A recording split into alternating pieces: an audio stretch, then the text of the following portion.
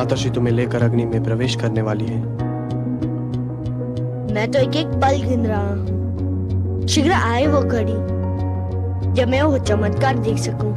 यदि तुम्हें कुछ हो गया तो? वो कहती है मुझे कुछ नहीं होगा, मैं उनकी रक्षा में रहूंगा। और तुम्हें विश्वास है कि ऐसा ही होगा? हाँ, अग्निदेव का वरदान है उन्हें। पर तुम्हें तो नहीं है।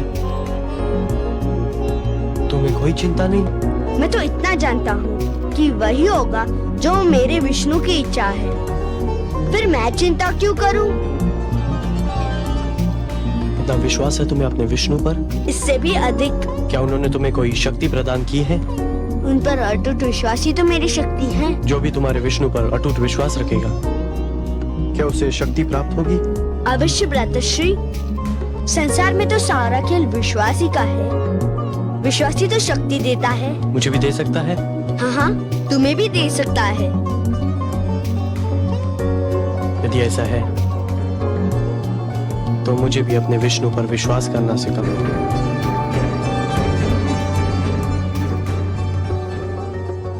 पुत्र प्रहलाद, तुम तैयार हो? हाँ बुआश्री, मैं कब से तैयार खड़ा हूँ। चलिए। चलो पुत्र। किंतु तुम्हारी माताश्री तो आ ही नहीं रही। क्यों? उन्हें भय लग रहा है। भय? किस बात का भय? उन्हें अग्निदेव के वरदान पर विश्वास नहीं है? मैंने भी उनसे यही कहा, किंतु उनका ये भय दूर ही नहीं हो रहा। मैं उनके पास जाऊंगा, मैं उन्हें लेकर ही आऊंगा। हमारी बात बीच में रह गई भ्रातश्री। मैं उस शक्ति के विषय में इस प्रदर्शनी के बाद ही बताऊंगा। अच्छा अनुज,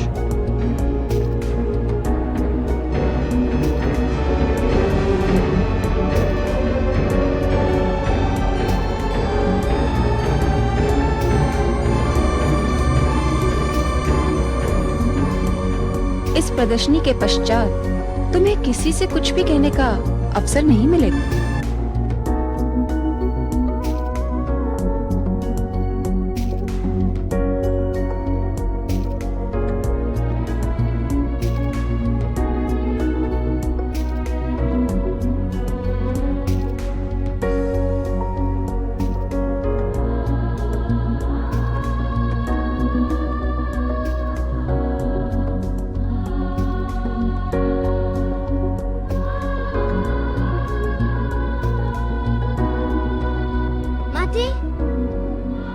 माते, माते, पुत्र, बुआश्री कह रही थी कि तुम प्रदर्शनी में नहीं आओगी। हाँ पुत्र, वो सत्य कह रही थी। परंतु क्यों? मुझे बहुत भय लग रहा है। भय? तुम एक साहसी पुत्र की साहसी माता हो ना? केवल माता हो पुत्र, और कौन माता अपने पुत्र को आग की लपटों में घिरा देखेगी? और तू भी तो मूर्ख है। तेरी जिस बुआ ने तुझे सर्पकुंड भेजकर मरवाना चाहा था, उस पर फिर विश्वास कर लिया तूने? मुझे बुआश्री पर नहीं, अपने वासुदेव पर विश्वास है। आप क्यों नहीं मेरे विष्णु पर विश्वास करती? करती हूँ पुत्र, करना चाहती हूँ। मैं ये भी जानती हूँ कि तुम्हारे जीवन पर अब तक जितने प्रहार हुए, उन सब से तुम बच निकले। परंतु पुत्र, तुम्हारे विरोधी बहुत ही शक्तिशाली हैं। मेरे विष्णु उनसे अधिक शक्तिशाली हैं। वह सदैव मेरी रक्षा करेंगे। पुत्र, ममता की भावना को तुम नहीं समझ सकते। सब कुछ समझते हुए भी मेरी ममता के पांव डगमगा जाते हैं। यह भय पीछा नहीं छोड़ता कि यदि इस बार तुम न बच पाए तो क्या होगा। मैं क्या करूंगी पुत्र? जब ये ध्यान आता है तो मेरी शक्ति टूट जाती है। मैं क्या करूं पुत्र?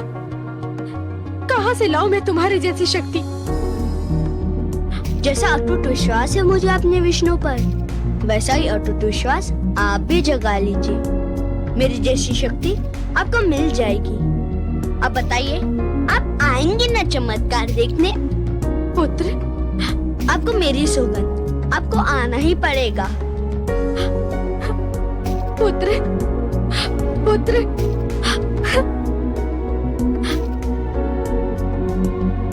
घातक, अत्यंत घातक। वो दुष्ट प्रहलाद दिन प्रतिदिन मेरे लिए घातक होता जा रहा है सिंगिका। आज तो मुझे भी विश्वास हो गया कि यदि प्रहलाद जीवित रहा तो मुझे भी अपने पुत्र आह्लाद से हाथ धोना पड़ेगा। मुझे प्रहलाद से उसकी बातचीत सुनकर भय लग रहा है भ्राताश्री, कि जिस प्रकार प्रहलाद आपसे विद्रोह कर रहा है, कहीं एक दिन उसी प्रकार मेरा आह्लाद मुझसे विद्रोह न कर बैठे। इसीलिए मैं उस दुष्ट के जीवन का अंत करना चाहता हूं सिंगिका, क्योंकि यदि वो जीवित रहा तो दिन प्रतिदिन मेरे विरोधियों की संख्या बढ़ती जाएगी। और जो हमारे विरोधी होंगे वे हमारे भ्रातर्षि हिरण्याक्ष के हत्यारे विष्णु के प्रशंसक हो जाएंगे। मुझे तो ये भी आशंका हो रही है भ्रातर्षि कि कहीं प्रहलाद मेरे पुत्र आह्लाद को विष्णु के प्रेम जाल में फांस न ले। भ्रातर्षि, मैं तो यही देखकर सिहर उठी थी कि मेरा पुत्र प्रहलाद की बातों से प्रभावित हो रहा है। जानता हूं बहन, भली भांति जानता हूं। उस दुष्ट की वाणी बहुत सुंदर है। वो अपनी मीठी मीठी बातों से किसी को भी बहका सकता है। इसीलिए उसका अंत आवश्यक है। इसीलिए उसका अंत अत्यंत आवश्यक है। मैं आपसे सहमत हूं भ्राताश्री। विश्वास कीजिए, अग्नि के इस खेल से वो जीवित बाहर नहीं आएगा। मेरी शुभकामनाएं तुम्हारे साथ है सिंगिका, किंतु यदि वो जीवित रहा तो मेरा जीवन संकट में पड़ जाएगा।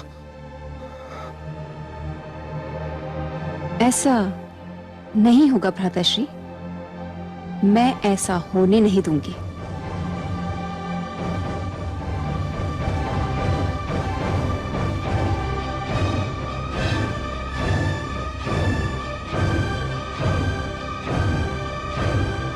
हे कमल नयन, सुना आपने? पुत्र प्रहलाद ने अपनी माता से क्या कहा? वो कह रहा है कि भक्ति की भावना ही सबसे श्रेष्ठ है, ममता की भावना उसके आगे कुछ भी नहीं। कुछ बहुत अनुचित बात तो नहीं कर रहा आपका पुत्र महादेवी। आप तो इस सत्य से भली भांति परिचित हैं कि सृष्टि में ईश्वर के अस्तित्व के अतिरिक्त बाकी सब कुछ माया है। मोह माया में फंसना अर्थात अपने जीवन के लक्ष्य को भूलने के समान है। और जीवन का तो यही लक्ष्य है महादेवी, कि अपने भीतर छिपी हुई ईश्वरी शक्ति को ढूंढकर बाहर निकालना, अपने भीतर छिपे हुए ईश्वर को ढूंढना। मोह तो भ्रमित करता है महादेवी और फिर भटकाता है। फिर वो मोह चाहे धन का हो या संतान का। परंतु हे दया सागर, माता और पुत्र का स्नेह तो आपकी दी हुई सुंदर देन है। अवश्य है महादेवी, परंतु कोई भी स्नेह अधिक महान नहीं होता। जीवन का तो वास्तविक उद्देश्य ही है कि ईश्वर के प्रेम में अहम को भूल जाना, क्योंकि ईश्वर से प्रेम हर प्रेम का स्रोत होता है। जिस प्रकार मरुस्थल की रेत दूर से जल के समान चमकती है, परंतु निकट जाकर ही यह ज्ञात होता है कि वो तो सूखी रेत है, जल नहीं। उसी प्रकार हर मोह निकट से केवल एक भ्रम सिद्ध होता है महादेवी। ईश्वर से प्रेम ही जीवन के उद्धार का कारण होता है। आपका पुत्र कयाधु की ममता से अपना मुंह नहीं मोड़ रहा महादेवी, वो तो केवल ममता की धारा को भक्ति की ओर मोड़ने का प्रयास कर रहा है, क्योंकि वो जानता है कि भक्ति में ही शक्ति होती है। लीजिए, आपके पुत्र की परीक्षा की घड़ी आ गई।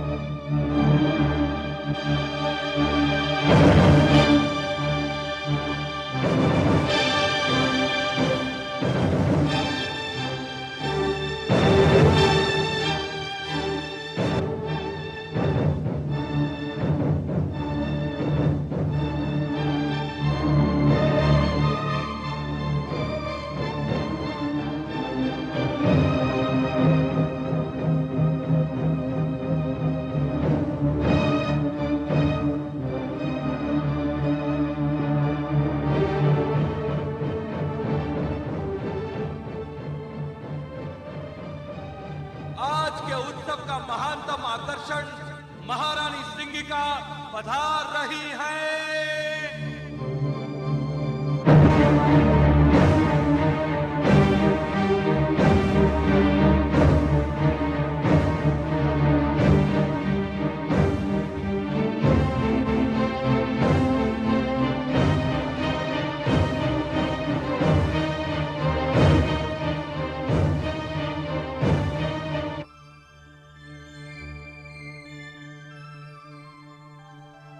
प्रणाम भ्राताश्री।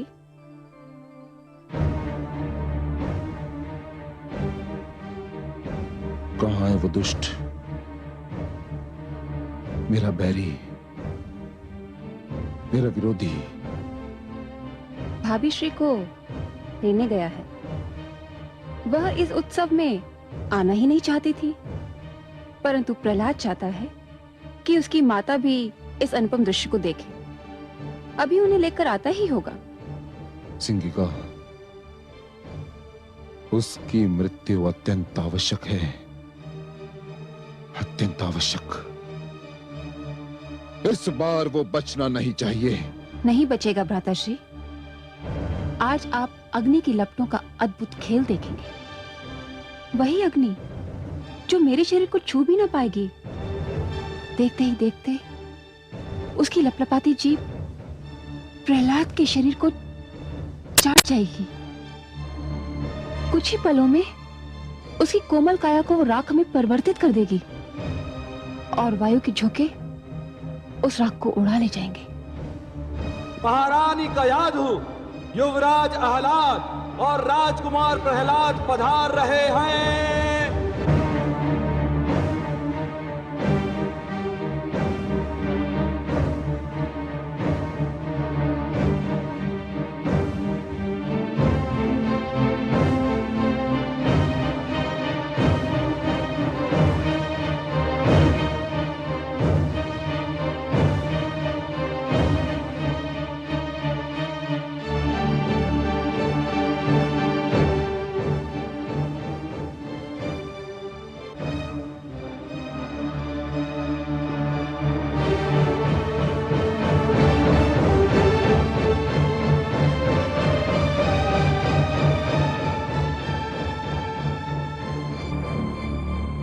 माते, मैं आपके चरण छूकर संसार के मातृत्व के चरण छू रहा हूँ। संसार की सारी माताएं पूज्य है।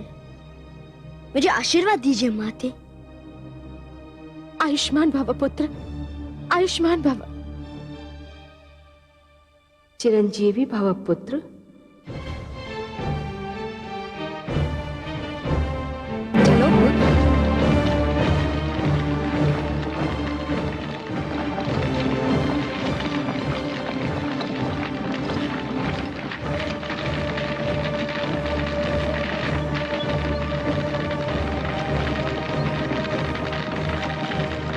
चलो पुत्र।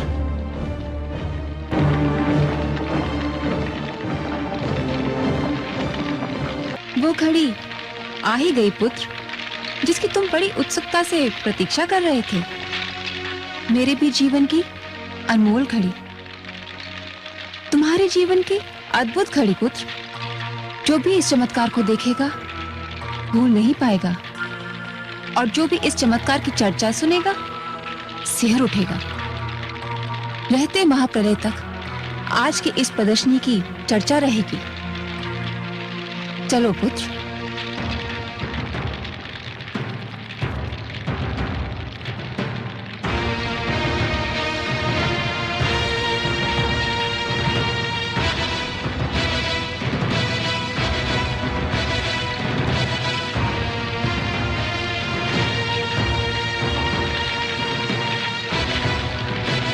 ओम नमो भगवते वासुदेवाय। ओम नमो भगवते वासुदेवाय। ओम नमो भगवते वासुदेवाय।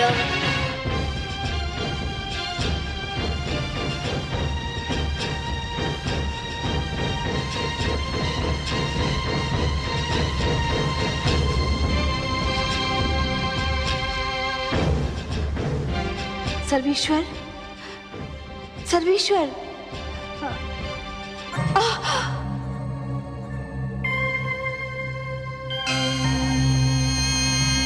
नारायण नारायण।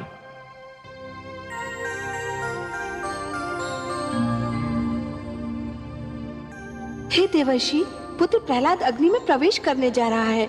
ये देखकर मैं आपके नारायण को सावधान करने गई तो वो स्वयं अग्नि में तप रहे हैं, मानो उनके शरीर से ज्वालाएं निकल रही हैं। आप बहुत दयालु हैं माते, ममता का भंडार है।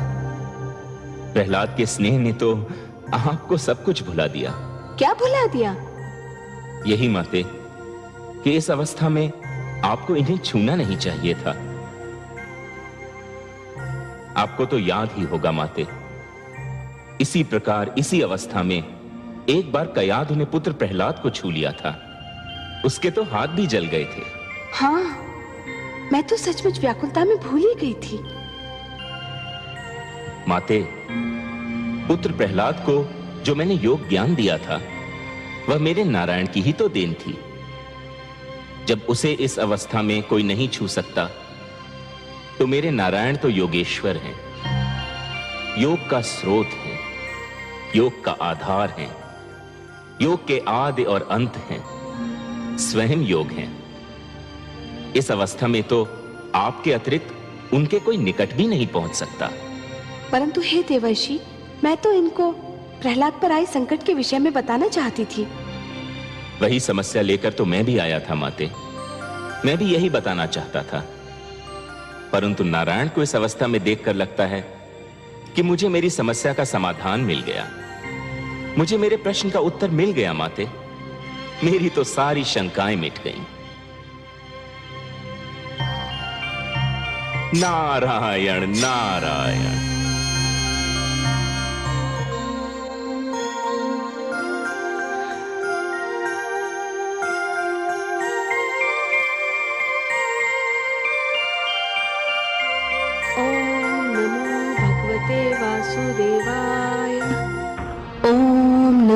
भगवते वासुदेवाय। ओम नमो भगवते वासुदेवाय। पुत्र, तुम्हें भय तो नहीं लग रहा है? कैसा भय बुआ श्री? मुझे तो आनंद आ रहा है। जैसे जैसे लपटे मेरी ओर बढ़ रही है, मुझे विचित्र सी शीतलता का अनुभव हो रहा है। लग रहा है जैसे शीतल जल की लहरें मेरे शरीर को छू रही हो। ओम नमो भगवते वासुदेवाय। ओम नमो भगवते वासुदेवाय। ओम नमो भगवते वासुदेवाय। ओम नमो भगवते वासुदेवाय। ओम नमो भगवते वासुदेवाय। ओम नमो भगवते वासुदेवाय। ओम नमो भगवते वासुदेवाय। ओम नमो भगवते वासुदेवाय। ओम बचाओ! बचाओ! मैं जल रही हूँ, बचाओ मुझे! बचाओ!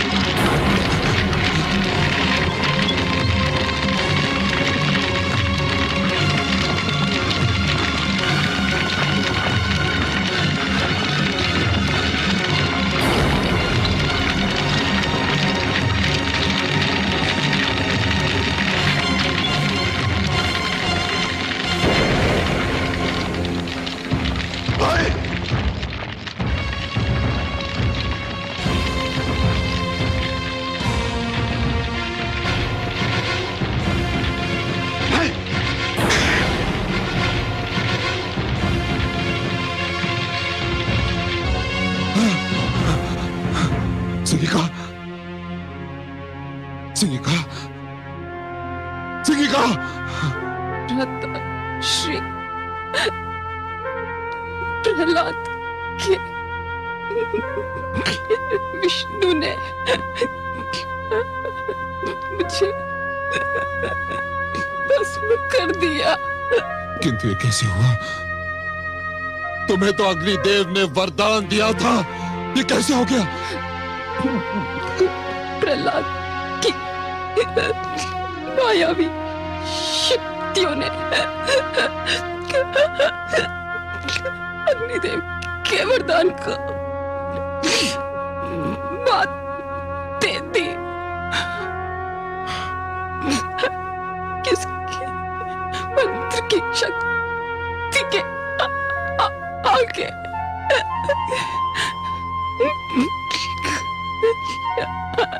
वरदान की शक्ति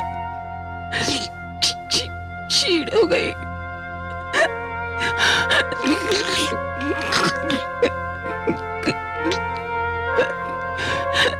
उसको जीवित नहीं छोड़िएगा, जीवित नहीं छोड़िएगा। श्री हमको भी मार डालेगा। नहीं, सिंगिका, सिंगिका, नहीं।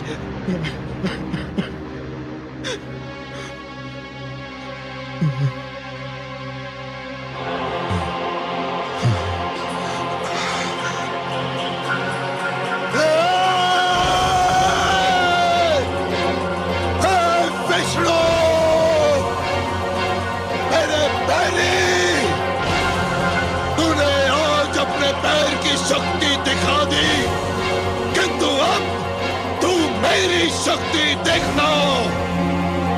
तूने मेरे भ्राता श्री हिरण्याक्ष का वध किया, मेरी बहन सिंगिका को जलाकर राख किया।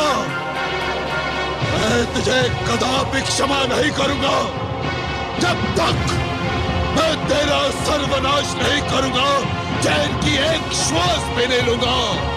अब तू मेरे क्रोध के प्रकोप से बच नहीं सकता। सुना तूने?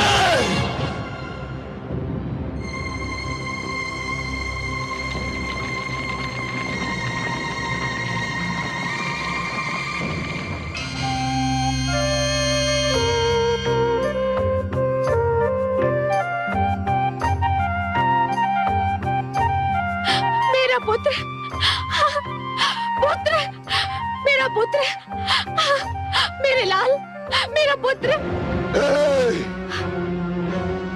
धूर्त हत्यारे, तेरे विष्णु ने मेरे भ्राता श्री हिरण्याक्ष की हत्या की थी और तूने मेरी बहन सिंगिका की हत्या की।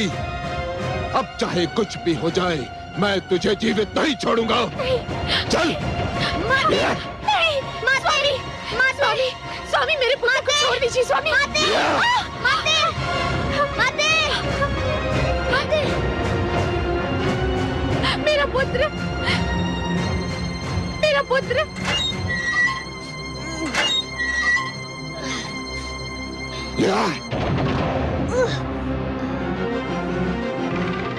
सेनापति, यदि इसे किसी ने भी भोजन अथवा जल दिया तो उसका वध कर दिया जाएगा। इसे कुछ नहीं मिलना चाहिए। सूर्य की किरण तक इसके समीप नहीं पहुंचनी चाहिए। ये अंधकार में ही जिएगा और अंधकार में ही अपना सिर पटक पटक कर अपने प्राण त्याग देगा।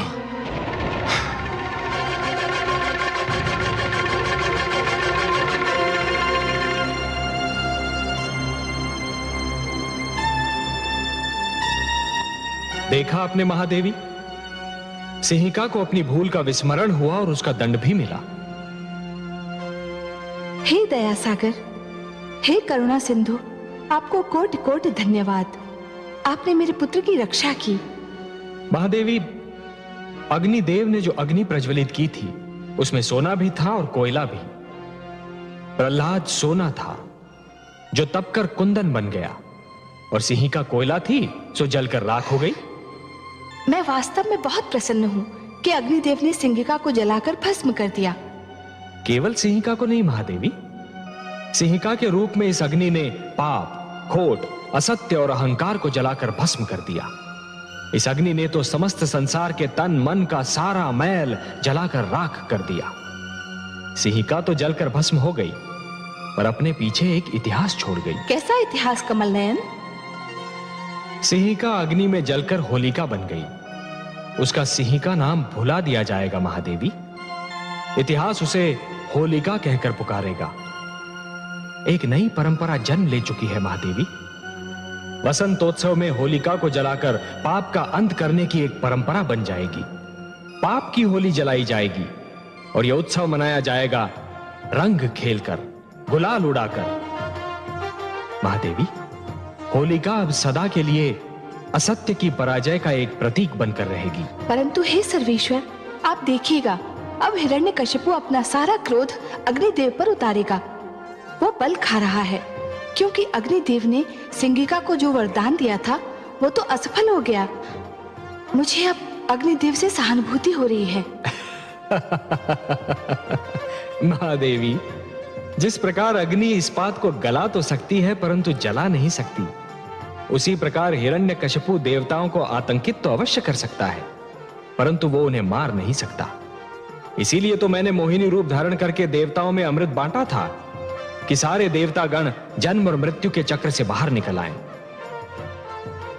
महादेवी, सिंहिका ने तो अपनी करनी का फल पाया, उसे दंड मिला, परंतु अग्निदेव को भी इस प्रश्न का उत्तर अवश्य देना होगा कि सिंहिका के चरित्र को जानते हुए भी उन्होंने उसे इतना महान वरदान क्यों दे दिया। और अग्निदेव का वही उत्तर मनुष्य को कर्म का सही मार्ग दिखाएगा। महादेवी, आज फिर मुझे इंद्रलोक में आना पड़ा, इंद्रासन पर बैठना पड़ा, केवल तुम देवताओं को यह स्मरण कराने के लिए कि अभी तक देवलोक का स्वामी मैं हूं। मैं भगवान हिरण्यकशिपु, अभी तक यह आसन मेरा है, मेरा। अभी तक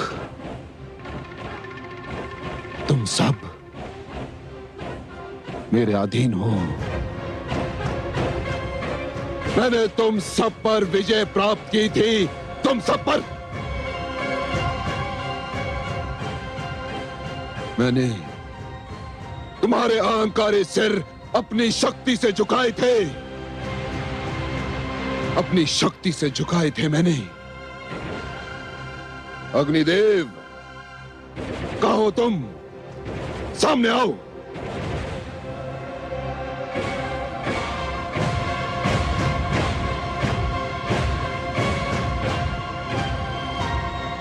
तुम स्वयं को देवता कहते हो, स्वयं को श्रेष्ठ समझते हो। धिक्कार है तुम्हारे देवता होने पर, धिक्कार है तुम्हारी शक्तियों पर, धिक्कार है तुम्हारे वरदान पर। क्या लाभ है तुम्हारे देवत्व से? क्या लाभ है तुम्हारे वरदान का? अग्निदेव, तुमने मेरी बहन सिंहिका को वरदान दिया था कि अग्नि उसे क्षति नहीं पहुंचा सकती, किंतु तुम्हारा तुच्छ और क्षीण वरदान परीक्षा का पहला आघात भी सहन न कर सका, पहला आघात भी नहीं। और मेरी बहन जलकर भस्म हो गई। केवल तुम्हारे कारण अग्निदेव, केवल तुम्हारे कारण। मेरी बहन ने तुम्हारी उपासना की थी और तुमने यह फल दिया उसका। अग्निदेव, यह फल दिया। हे असुरराज, मैंने वरदान देते समय सिंहिका को चेतावनी दी थी। कैसे चेतावनी? मैंने उसे सावधान कर दिया था, इस वरदान का दुरुपयोग ना किया जाए, नहीं तो यह अपना प्रभाव खो बैठेगा। मैंने सिंहिका की तपस्या से प्रसन्न होकर उसे यह वरदान आत्म सुरक्षा के लिए कवच के रूप में दिया था, इसे शस्त्र के रूप में किसी का वध करने के लिए नहीं। सिंहिका ने इसे अपने कवच के स्थान पर प्रहलाद की हत्या करने वाला शस्त्र बना लिया और वह प्रभावहीन हो गया।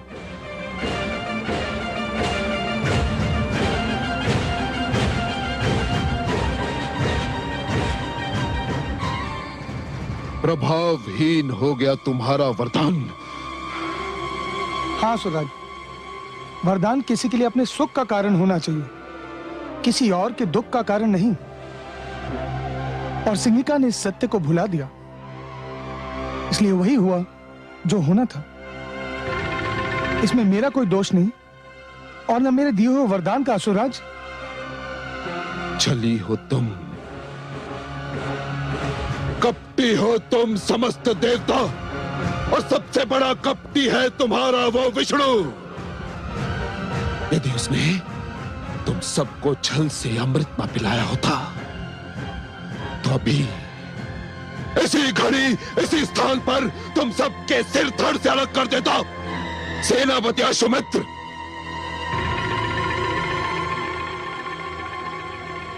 आ गया भगवान। ले जाओ इन समस्त देवताओं को और डाल दो इन्हें कारागार में, जहां ये भी प्रहलाद की भांति अन्न और जल के लिए तरसते रहे, आजीवन सड़ते रहे। ले जाओ। आपकी आज्ञा का पालन होगा। सैनिकों, ले चलो इन देवताओं को। ठहरो, ऐसे नहीं, वैसे ले जाओ जिसके ये देवता योग्य हैं। भेड़ बकरियों की भांति हाँकते हुए ले जाओ इन्हें। चलो। हाँ, चलो।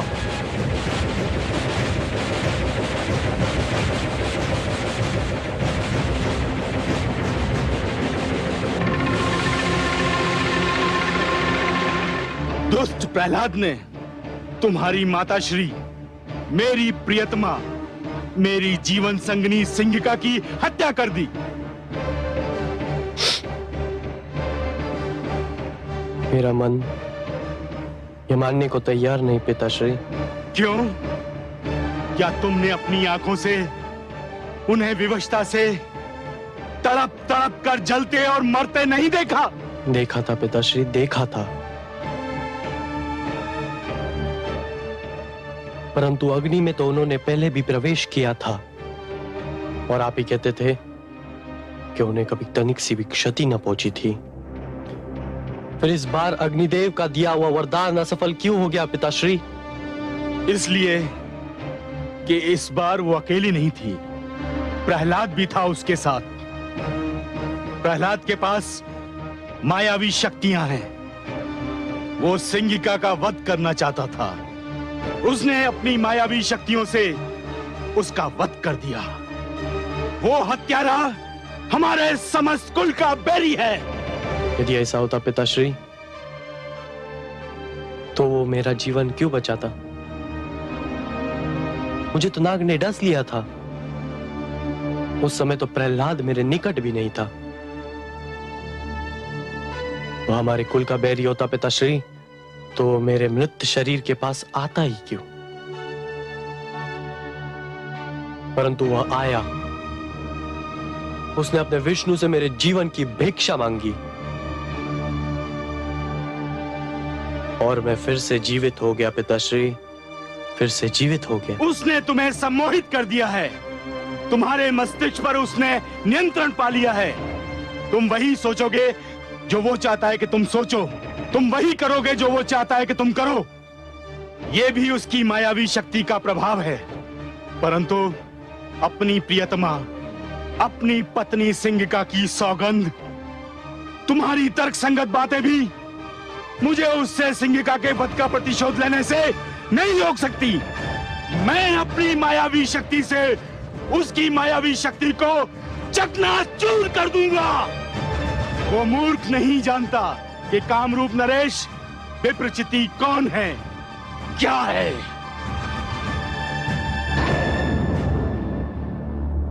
पिताश्री। नारायण नारायण। स्वागत है देवर्षि, आपका स्वागत है। आज हमें कैसे स्मरण किया? आपका स्मरण तो मेरे जीवन का उद्देश्य है, मेरे जीवन का सर्वस्व है। मेरा जीवन ही है लक्ष्मी नारायण।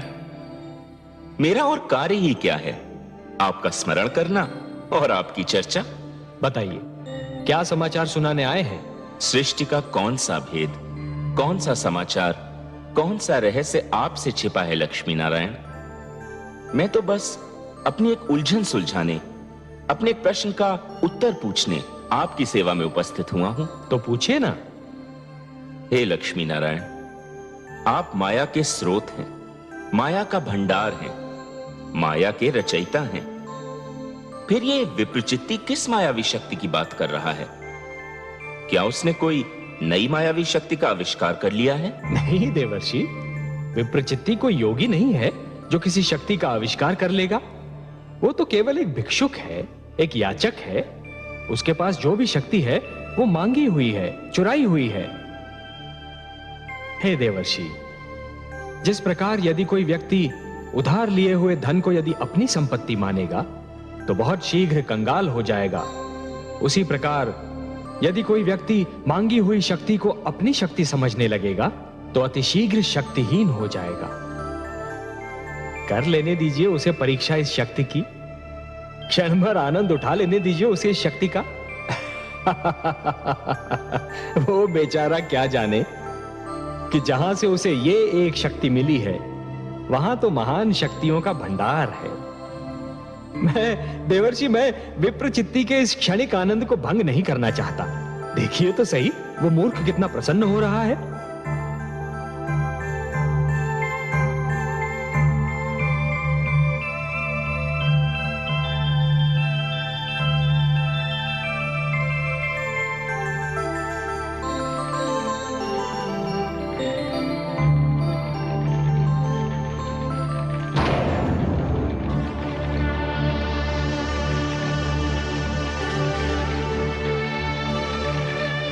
बुआश्री, आप? प्रणाम। मुझे बुआश्री की मृत्यु का बहुत दुख है। मैं स्वयं आपके पास शोक व्यक्त करने के लिए आना चाहता था, किंतु। दुष्ट! तू मुझे भी अपने छल कपट में फांसना चाहता है, किंतु मैं तुझे ऐसी मृत्यु दूंगा जो तूने कभी सोची भी नहीं होगी। विष्णु ने तुझे अग्नि में जल मरने से तो बचा लिया, किंतु देखता हूं जल में डूब मरने से कैसे बचाएगा। हाँ।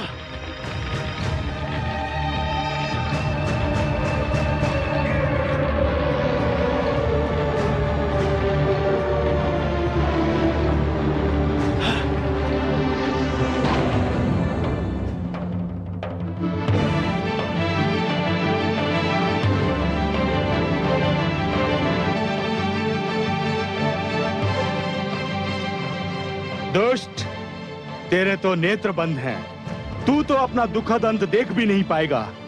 जा, डूब मर इस सागर के तल में। हाँ।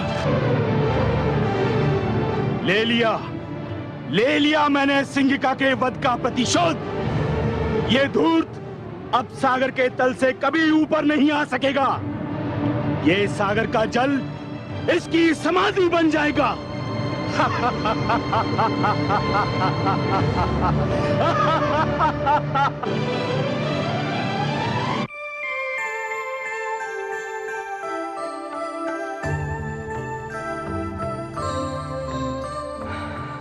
क्या हुआ कमल नयन? आपका पुत्र प्रहलाद ननिहाल की यात्रा पर निकला है महादेवी। ननिहाल की यात्रा? कहाँ? आप भूल गई महादेवी। इस बार आपने सागर पुत्री के रूप में जन्म लिया है, तो सागर आपके पिता हुए और उनका घर प्रहलाद का ननिहाल ही तो हुआ। विप्रचित्ती प्रहलाद को सागर में फेंकने निकला है। पिताश्री नहीं जानते कि प्रहलाद को मैंने अपना पुत्र माना है। कुछ अनर्थ ना हो जाए, उसकी रक्षा कीजिए प्रभु। जैसी आपकी इच्छा।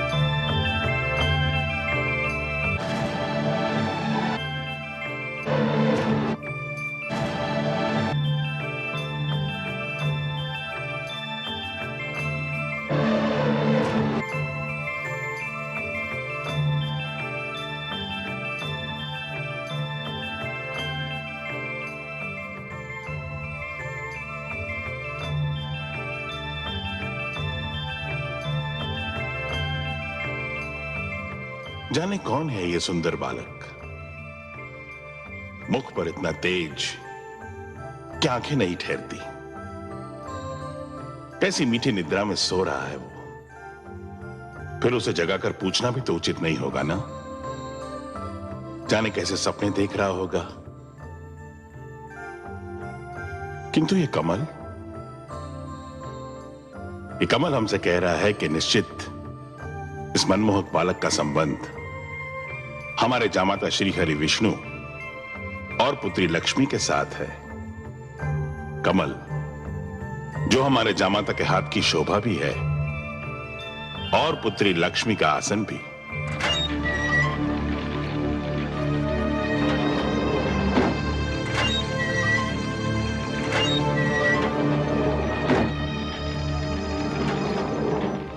राजकुमार, प्रहरियों, शीघ्र इधर आओ।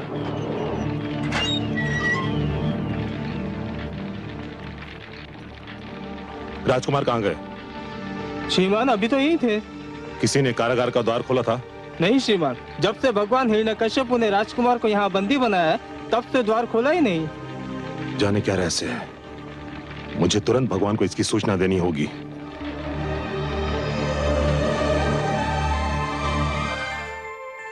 हे जनार्दन, इस समय आपका कमल कहाँ है? महादेवी, आपने अपने पुत्र प्रहलाद की रक्षा किए जाने की इच्छा प्रकट की थी ना? मैंने अपने कमल को उसकी शैया बना दिया। आपका पुत्र चैन से सो रहा है। मेरा पुत्र सकुशल तो है ना? महादेवी, जो सकुशल नहीं होते वो इतनी गहरी और मीठी नींद कहां सो पाते हैं। ऐसी निश्चिंत निद्रा तो केवल उन्हीं के भाग्य में होती है जो स्वयं को पूर्ण रूप से ईश्वर को समर्पित करते हैं। आप घबराइए नहीं, आपका पुत्र सकुशल है। विश्वेश्वर सत्य कह रहे हैं पुत्री। प्रणाम पिताश्री। प्रणाम है सागर देवता। प्रणाम। मैं आपका स्वागत करता हूँ। कमल को शैया बना देखकर ही मुझे अनुमान हो गया था कि उस पर सोए हुए बालक का संबंध अवश्य मेरे जामाता और पुत्री से होगा। बहुत गहरा संबंध है पिताश्री।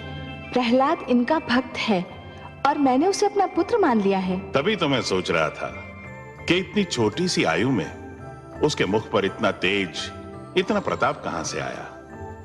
अब ज्ञात हुआ कि ये उसकी भक्ति भावना और तुम्हारे प्रेम का चमत्कार है। वो इस समय कहाँ है पिताश्री? अपने ननिहाल में है। नानी नाना के पास आया है। समस्त सागर संसार उसके अतिथि सत्कार में जुटा हुआ है।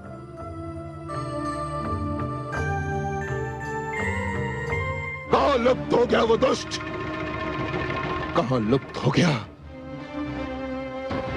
सिंगिका सत्य कहती थी कि उस धूर्त ने मायावी शक्तियां प्राप्त कर ली हैं और जिनका प्रयोग वो मेरे विरुद्ध करना चाहता है, भगवान हिरण्यकश्यप के विरुद्ध। जाओ ढूंढो उसे, हर ओर ढूंढो, हर स्थान पर ढूंढो, और यदि वो मिल जाए तो उसे पकड़कर जकड़कर घसीट कर मेरे पास लाओ,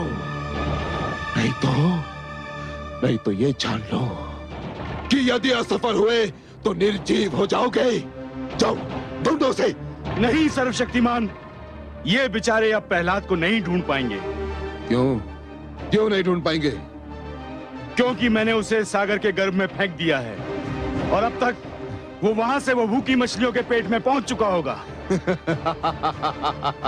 अर्थात कि तुम उसे कारागार से निकाल ले गए थे? हाँ, मैं ले गया था। उसने मेरी जीवन संगनी को जलाकर भस्म कर दिया था और मैंने उसे सागर के जल में डुबोकर मार दिया। हत्यारे, दुष्ट, तेरे हाथ मेरे पुत्र के रक्त से रंगे हुए हैं। तुमने हर जतन करके देख लिया। जब तुम मेरे पुत्र का कुछ नहीं बिगाड़ पाए तो तुमने कायरों की भांति उस पर उस समय वार किया जबकि वो सो रहा था। तुमने मेरे पुत्र की हत्या की है। मैं तुम्हें कभी क्षमा नहीं करूंगी। हत्यारे हो तुम, हत्यारे हो तुम लोग, हत्यारे हो।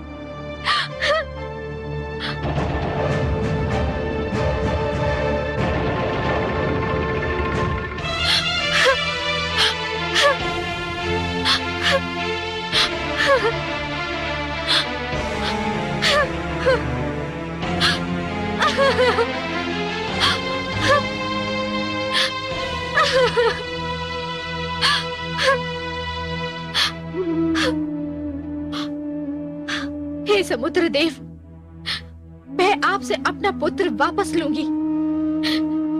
आपको मेरा पुत्र वापस लौटाना ही होगा।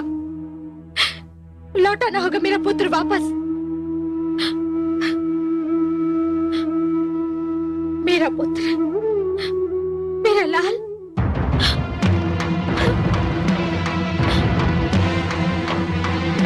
मेरा पुत्र, मेरा लाल।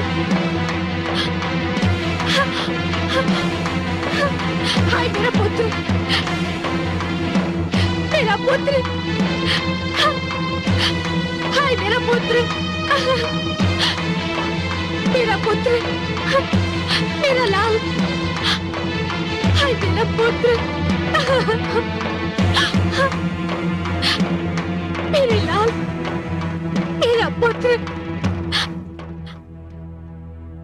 हे सागर देव, आप विशाल है, आपका हृदय विशाल है। संसार कहता है कि आप इतने उदार हैं कि आपको कुछ भी भेंट किया जाए तो आप उसका स्वीकार करके उसे लौटा देते हैं। हे सागर देव, दानवराज कामरूप नरेश विप्रचित्ती ने मेरे पुत्र प्रहलाद को बलि के रूप में आपकी गोद में फेंक दिया है। एक दुखियारी माँ की पुकार सुन लीजिए सागर देव। मेरे पुत्र प्रहलाद को आपकी गोद से निकालकर मेरी गोद में डाल दीजिए। एक माँ की गोद सुनी है सागर देव। एक माँ अपने पुत्र के जीवन की भीख मांग रही है। हे सागर देव, मुझे मेरा पुत्र लौटा दीजिए। मुझे मेरा पुत्र लौटा दीजिए। मुझे मेरा पुत्र लौटा दीजिए।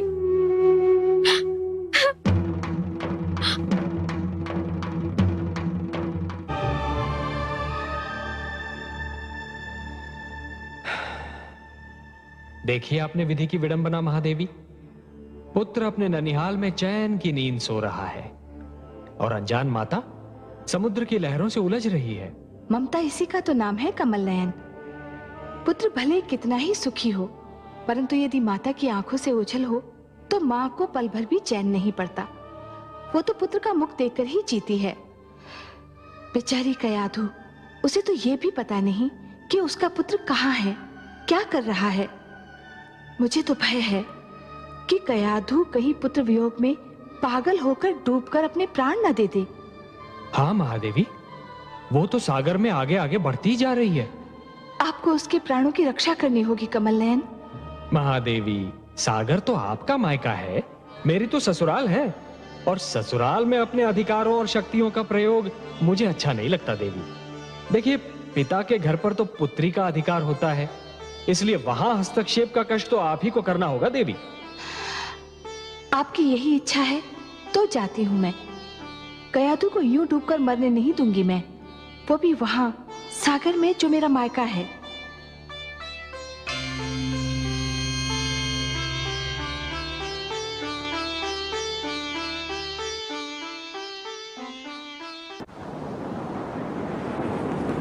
हे सागर देव, एक माँ की पुकार सुन लीजिए।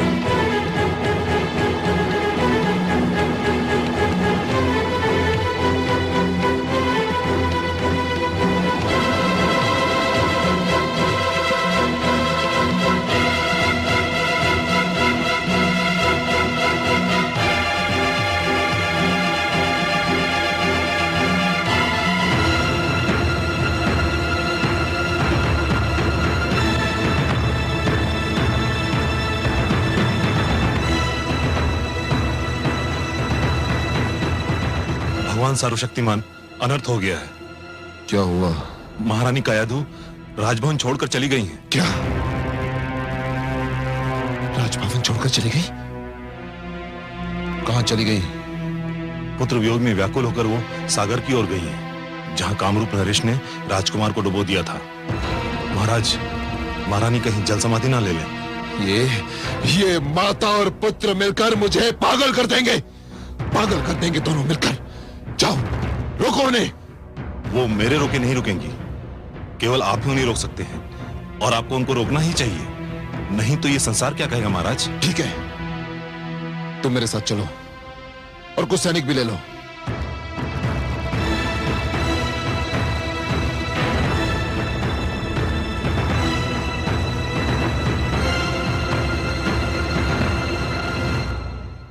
देवी, यह बालक तो जागने का नाम ही नहीं लेता। कब से सो रहा है, भला कब तक सोता रहेगा ये? बालपन की नींद है स्वामी, सो लेने दीजिए। आयु बढ़ती है, जीवन की चिंताएं और समस्याएं घेर लेती हैं, तब ऐसी नींद बहुत याद आती है। लोग तो तरस जाते हैं ऐसी नींद के लिए। आप सत्य कहती हैं देवी, पर बहुत सो चुका ये, अब इसे जागना होगा। कम से कम जागकर ये तो देखे कि इसके ननिहाल में इसका आदर सत्कार कैसा हुआ। मुझे खेद है पिताश्री। प्रणाम पिताश्री। प्रणाम माते। पिताश्री, मुझे खेद है कि आप अपने नाती का और अधिक आदर सत्कार नहीं कर पाएंगे। क्यों पुत्री? क्योंकि इसकी माता इसके वियोग में तड़प रही है। पुत्र प्रहलाद को उसके पास लौटने में और अधिक विलंब हुआ तो वो अपने प्राण त्याग देगी।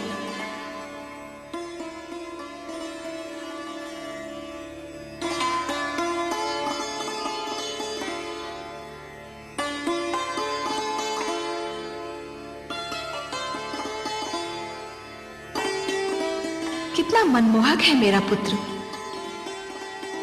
इसके मुख से तो मेरी दृष्टि हटती ही नहीं। तुमने इसके सिर पे हाथ क्या फेर दिया पुत्री?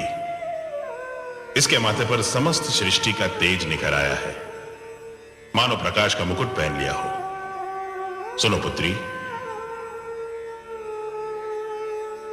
तुम स्वयं जाके इस बालक को इसकी माता को सौंप दो। नहीं पिताश्री, पुत्र प्रहलाद को आपकी गोद में फेंका गया था। कयाधु भी इसे आप ही से मांग रही है। दुख से बिलखती इसकी माता को आप अपने हाथों से लौटाएंगे तो उसके हर्ष की कोई सीमा नहीं रहेगी। आप ही इसे ले जाइए। तुम कहती हो पुत्री, तो मैं ही इस बालक को इसकी माता को सौंप दूंगा।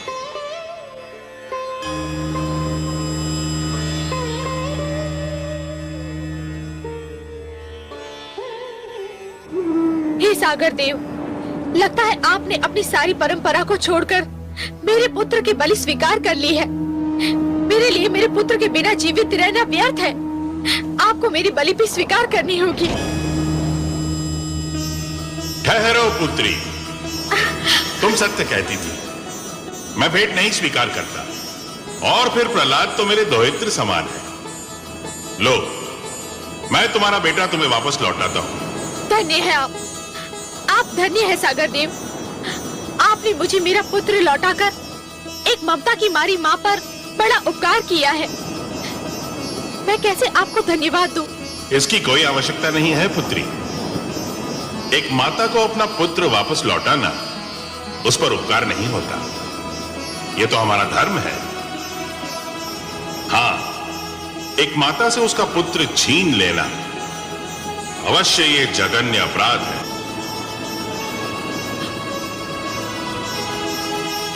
मेरा पुत्र, मेरा पुत्र, मेरा लाल, मेरा लाल। माते, आप यहाँ कैसे आई और मैं यहाँ कैसे आया? मैं तो कारागार में था ना। हाँ पुत्र, तुम्हारे दुष्ट फूफा विप्रचित्ति ने तुम्हें सागर तले फेंक दिया था। परंतु मैं तो बहुत मीठा सपना देख रहा था। मैंने स्वप्न में अपने एक नानाश्री को भी देखा। मैं उनके गोद में था। मैंने माता महादेवी लक्ष्मी को भी अपने पास देखा। कितनी अच्छी थी वो। उनके गोद में जाकर मुझे यूं लगा जैसे मैं स्वर्ग में आ गया हूँ। मेरा पुत्र,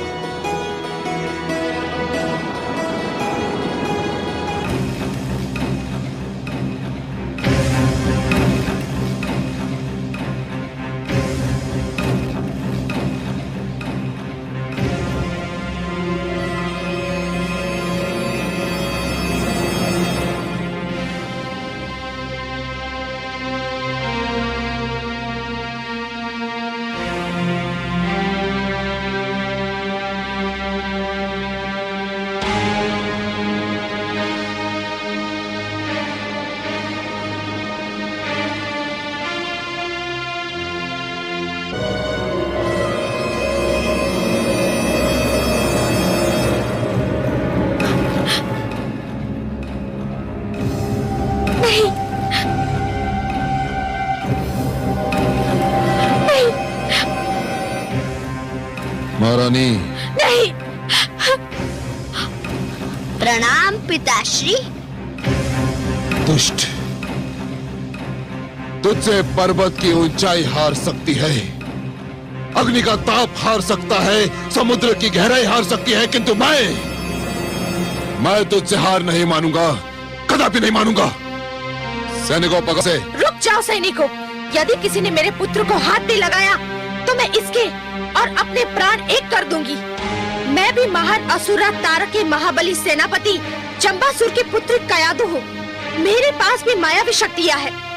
मैंने आज तक इन शक्तियों का प्रयोग नहीं किया, पर यदि कोई मेरे पुत्र के निकट भी आया तो आज मैं भी अपनी शक्ति दिखाकर इस शक्ति का प्रयोग करूंगी। देखते क्या हो, पकड़ लो इस धूर्त को। सावधान, आगे मत बढ़िए दैत्येंद्र, आगे मत बढ़िए। रानी, हट जाइए मेरे मार्ग से। रुक जाओ दैत्येंद्र, नहीं, रुक जाओ। प्रणाम गुरुदेव। गुरुदेव, आपने बहुत देर कर दी। आप होते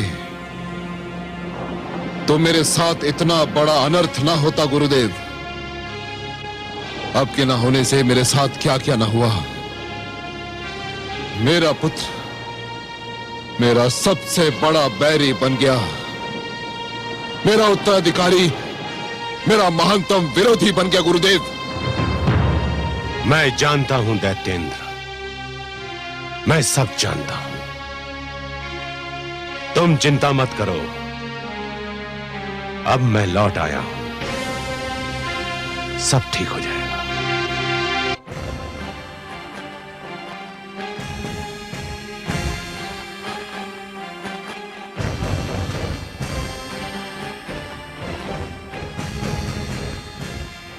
प्रणाम दैत्य गुरु। यशस्वी भव। प्रणाम भ्राताश्री। दुष्ट प्रहलाद का अंत हो गया भ्राताश्री, साथ ही आपकी चिंताओं और समस्याओं का भी अंत हो गया। ना तो दुष्ट प्रहलाद का अंत हुआ, ना ही मेरी चिंताओं और समस्याओं का। वो पापी फिर बच निकला विप्रचित्ती, फिर बच निकला। तुमने जिस सागर में उसे फेंका था उसमें मेरी उमंगें डूब गईं, मेरी इच्छाएं डूब गईं, मेरी सारी योजनाएं डूब गईं। बस नहीं डूबा तो वो दुष्ट प्रहलाद उतर गया और एक बार फिर मैं मुंह ताकता रह गया। मैं भगवान हिरण्यकशिपु। धैर्य से काम लो दैत्येंद्र, इतना हताश होने की क्या आवश्यकता है? कैसे हताश ना हूं मैं गुरुदेव, कैसे हताश ना हूं। मैंने उस पर खड़क की बौछार करवाई, उसे ऊंचे पर्वत से नीचे फेंकवाया, मैंने उसे विष दिलवाया, उसे अग्नि में जलवाया। और अब जब विप्रचित्ती ने उसे मारना चाहा, परंतु वो दुष्ट ऐसे कठोर प्राण लेकर जन्मा है कि मरने का नाम ही नहीं लेता। मैं कहां तक धैर्य रखूं गुरुदेव, कहां तक धैर्य रखूं? यह सब इसलिए हुआ था कि मैं यहां नहीं था। संभवतः मैंने तब पर जाकर भूल की थी, परंतु अब मैं लौट आया हूं। अब प्रहलाद को मेरे हाथों में सौंप दो, मैं उसे संभाल लूंगा। मैं तो समझा था तुम दोनों मेरे योग्य शिष्य सिद्ध होगे, मेरी अनुपस्थिति में गुरुकुल को संभाल लोगे, परंतु तुम दोनों सर्वथा अयोग्य निकले। सब अनर्थ हो गया। हम क्या करते पिताश्री? राजकुमार प्रहलाद। प्रश्न प्रहलाद का नहीं है, प्रश्न है गुरुकुल के शेष विद्यार्थियों का। प्रहलाद तो राजकुमार है, परंतु तुम तो साधारण शिष्यों को भी नियंत्रण में नहीं रख सके। राजकुमार प्रहलाद ने विद्रोह की ऐसी ज्वाला फैलाई कि हम विवश हो गए। धिक्कार है तुम पर। मैंने तुम्हें कृत्या क्रिया किस दिन के लिए सिखाई थी? तुम्हें कृत्या का प्रयोग करना चाहिए था। कृत्या अगर प्रकट हो गई तो राजकुमार को मार डालेगी पिताश्री। और यदि प्रहलाद जीवित रह गया तो समस्त असुर लोक मारा जाएगा। जाओ प्रहलाद को गुरुकुल में आने का संदेश दो। किंतु गुरुदेव, इतना सब घट जाने के उपरांत क्या महारानी कयाधु अपने पुत्र को हमारे साथ आने भी देंगी? मैं महारानी कयाधु को अच्छी तरह से जानता हूं। वो पुत्र की शिक्षा के नाम पर कोई भी बलिदान कर सकती है। जाओ उनसे कहो कि मैंने प्रहलाद को गुरुकुल में शिक्षा के लिए बुलाया है। जो आज्ञा गुरुदेव।